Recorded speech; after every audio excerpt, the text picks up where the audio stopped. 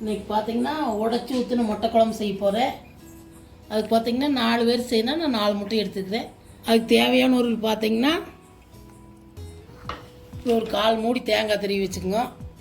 அரை மூடியில் பாதி 1/4 மூடி. இப்படி ஒரு 10 20 25 சின்ன வெங்காயம், ஒரு 4-5 வரமிளகா, ஒரு 10 பல் பூண்டு, கொஞ்சம் கருவேப்பிலை, ஒரு 1/2 ஸ்பூன் சீரகம், 1/2 ஸ்பூன் சோம்பு, ஒரு 1/4 ஸ்பூன் கசகசா, 2 கிராம்பு, ஒரு சின்ன பட்டை, ஒரு 4 மிளகு. அதோட ஒரு தக்காளி சேர்த்திக்கிங்க, சொல்கிறதுக்கு மறந்துட்டேன். 1/2 ஸ்பூன் கொத்தமல்லி தூள், ஒரு தக்காளி. அடுப்பு பற்ற வச்சுக்கலாம். வடைச்சட்டி வச்சுக்கலாம். ஃபஸ்ட்டு சின்ன வெங்காயத்தை போட்டுக்கலாம். வெங்காயத்தை போட்டு எண்ணெய் ஊற்றிங்க. வெங்காயம் வதங்கிட்டு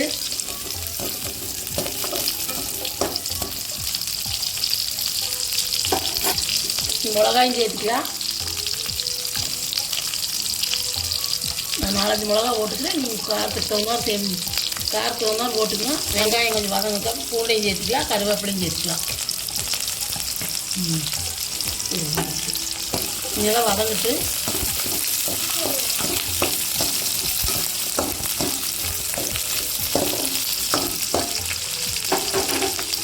வெங்காயம் இந்த அளவுக்கு வதங்கிருச்சு. இதெல்லாம் போட்டுக்கலாம். சீரகம், மிளகு எல்லாம் போட்டுக்கலாம். கசகசா எல்லாம்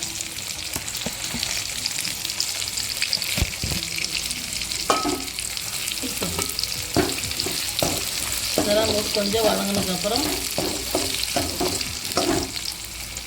தக்காளி சேர்த்துக்கலாம்.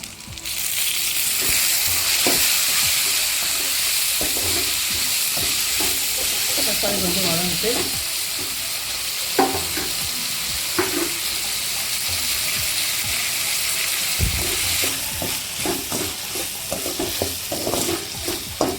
தக்காளி கொஞ்சம் வதங்கினதுக்கப்புறம் தேங்காய் சேர்த்துக்கலாம்.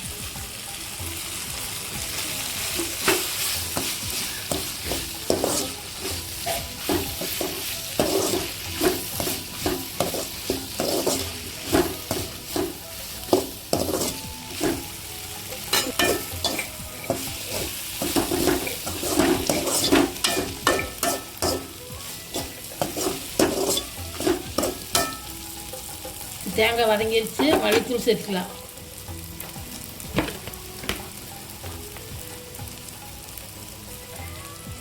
ஒரு ஸ்பூன்,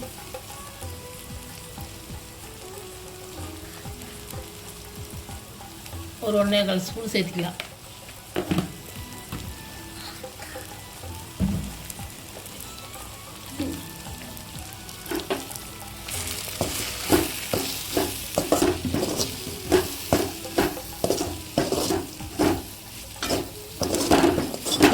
ஏற்கனவே வறுத்து அரைச்சதை கொஞ்சம் லேசாக ஊட்டின போது நீ அடுப்பு ஆஃப் பண்ணிக்கலாம். மஞ்சத்தூள் சேர்த்திக்கலாம்.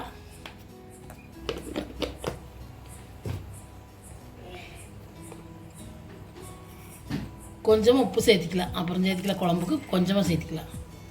நீ அதுக்கப்புறம் அரைச்சி எப்படி வைக்கணும்னு காமிக்கிறீங்கன்னா அரைச்சாச்சு.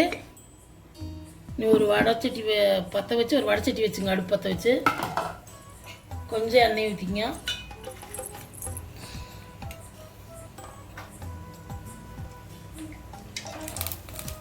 கொஞ்சமாக எண்ணெய் ஊற்றிக்கலாம்.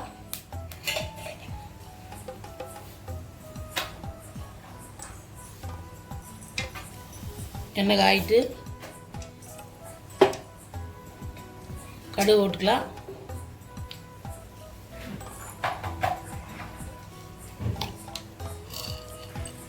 கடலைப்பருப்பு ஒரு 5 போட்டுக்கலாம்.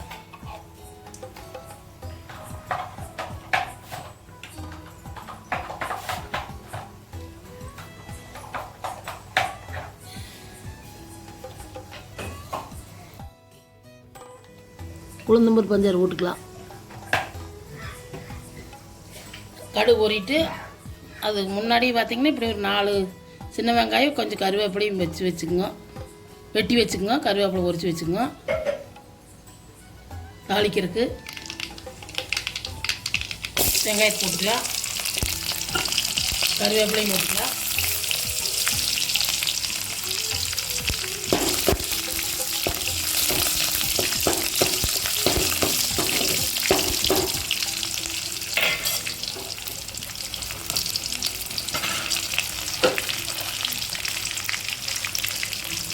ஊற்றிக்கலாம்.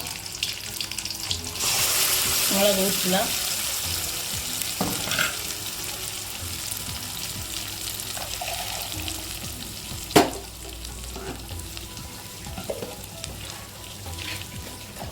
நாங்களே இப்படி தான் முட்டை குழம்பு செய்வோம்.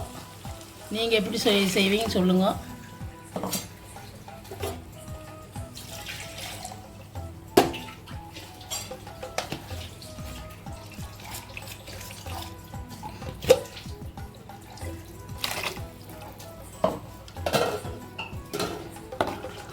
தேவையான அளவு தண்ணி ஊற்றிக்கலாம். இன்னும் கொஞ்சம் ஊற்றிக்கலாம்.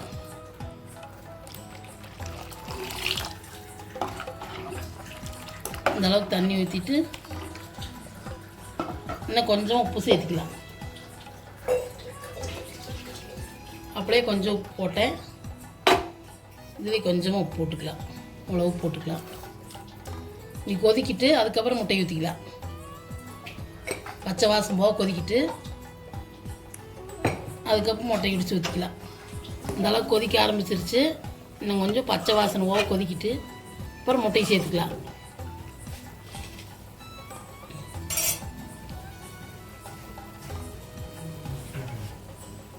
இந்த அளவு கொதிச்சிருச்சு. பச்சை வாசனை போயிடுச்சு.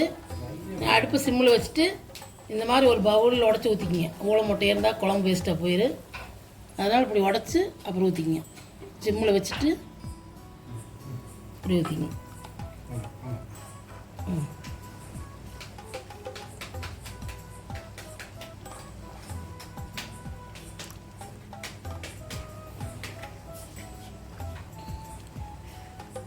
ஊற்றியாச்சு. நீ சிம்லேயே ஒரு 5 நிமிஷம் கொதிக்கிட்டு இப்படியே அப்புறம் காமிக்கிறேன். ஒரு 5 நிமிஷம் கொதிக்க விட்டிங்கன்னா போச்சு. அப்படியே சிம்மில் வச்சு முட்டை இந்த அளவுக்கு வேகிற அளவுக்கு கொதிக்க விட்டிங்கன்னா போகுது. பார்த்தீங்கன்னா ஒரு 5 நிமிஷம் கொதிச்சா போகுது. அதிகமாக கொதிச்சா முட்டை ரப்பராட் ஆயிரு. நீ அடுப்பு ஆஃப் பண்ணிடலாம். கொத்தமல்லி தழை தூவி இறக்குனீங்கன்னா முட்டை குழம்பு ரெடி. நீ அடுப்பு ஆஃப் பண்ணிடலாம். இந்த முட்டை குழம்பு உங்கள் வீட்லேயும் செஞ்சு பாருங்க. செஞ்சு பார்த்து பிடிச்சிருந்தா லைக் பண்ணுங்கள், ஷேர் பண்ணுங்கள், சப்ஸ்கிரைப் பண்ணுங்கள்.